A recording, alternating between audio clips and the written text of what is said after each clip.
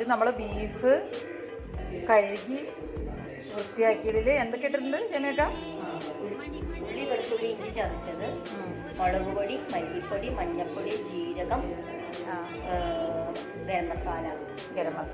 അപ്പോൾ ഇതെന്താ ഇടുന്നത്? കുരുമുളക് പൊടി. ഓക്കെ. എല്ലാം ഇട്ടിട്ട് ആവശ്യത്തിന് ഉപ്പ് ഇട്ടിട്ട് നല്ലതുപോലെ മാഗ്നേറ്റ് ചെയ്ത് വെക്കുക. കുറച്ച് നേരം 1 അവർ വെക്കണം. 1 അവർ വെച്ചതിന് ശേഷം ഇനി നമ്മൾ കുക്കറിലിട്ട് സ്റ്റീമാക്കും. കുറച്ച് കരിവേപ്പില ഇട്ട് കൊടുത്തിട്ടുണ്ട്. എണ്ണ ഒഴിച്ചിട്ടുണ്ട്.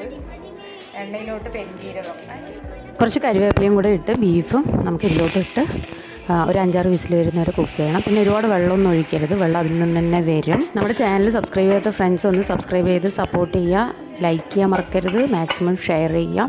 ഇപ്പോൾ ഇത് കണ്ടില്ല, നല്ലോണം വെള്ളമുണ്ട്. ഇതൊന്ന് വറ്റിച്ചെടുത്താൽ നമ്മുടെ ബീഫ് റെഡി.